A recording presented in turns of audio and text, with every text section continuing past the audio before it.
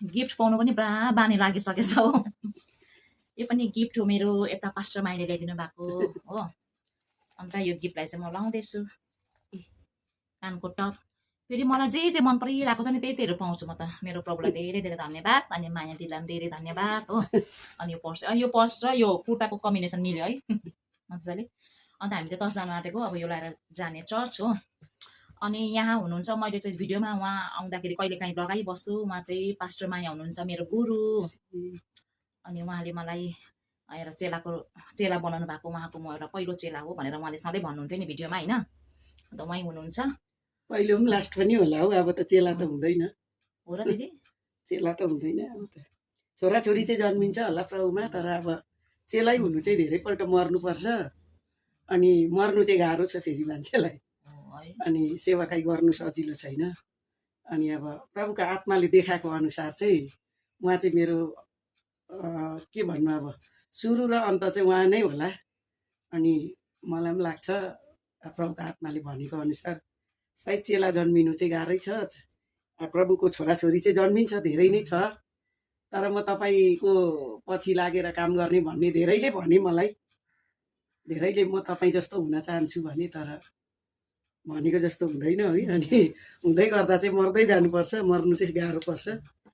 अनि उहाँले चाहिँ जुन हिसाबले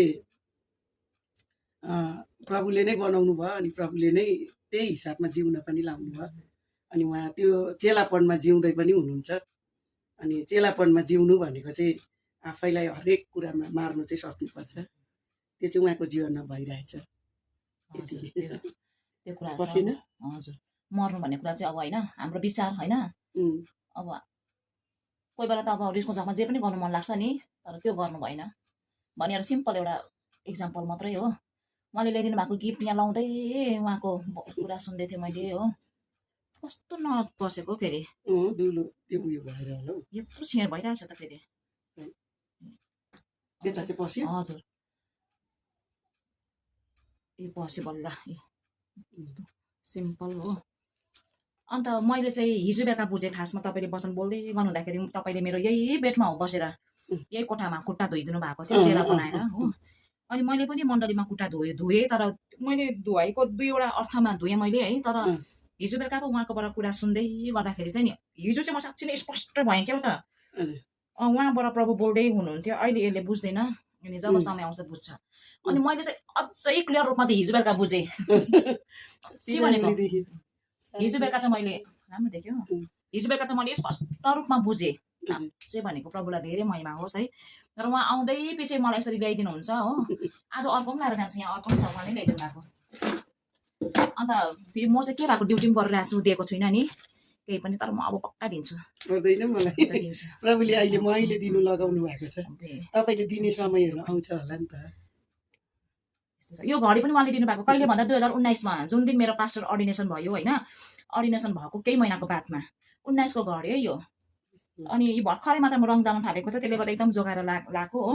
अब यसलाई चाहिँ म एउटा म्युजियमको लागि राख्नेछु र अर्को घडी चाहिएको छ। यदि कोही इच्छुक हुनुहुन्छ भने मलाई यो घडी चाहिँ मलाई अर्को गिफ्ट भनेर चाहिँ भन्दिनँ फेरि। अघि मैले सुरुमै भने बानी हुँदो रहेछ आशा क्या हो। म पनि त तर दिन्छु नि त। अब मैले उहाँलाई दिदिनँ, अरू कसैलाई दिन्छु, अनि रोटेसन हुँदो रहेछ नि। मैले कसैलाई दिन्छु, मैले कतैबाट पाउँछु है, अचम्मको काम हुँदो रहेछ नि त होइन।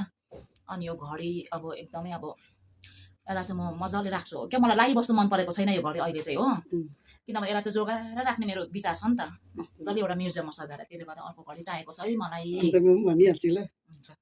मैले चाहिँ यो चाहिँ मैले उहाँलाई यो घडी दिएँ है।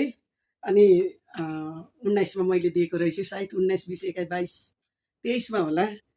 सञ्जय बुढा थोकी हजुरहरू सबैले चिन्नुहुन्छ, उहाँ बडी बिल्डर हुनुहुन्छ अघि। अनि उहाँले मेरो बर्थडेको दिन गिफ्ट पठाइदिनु भएको।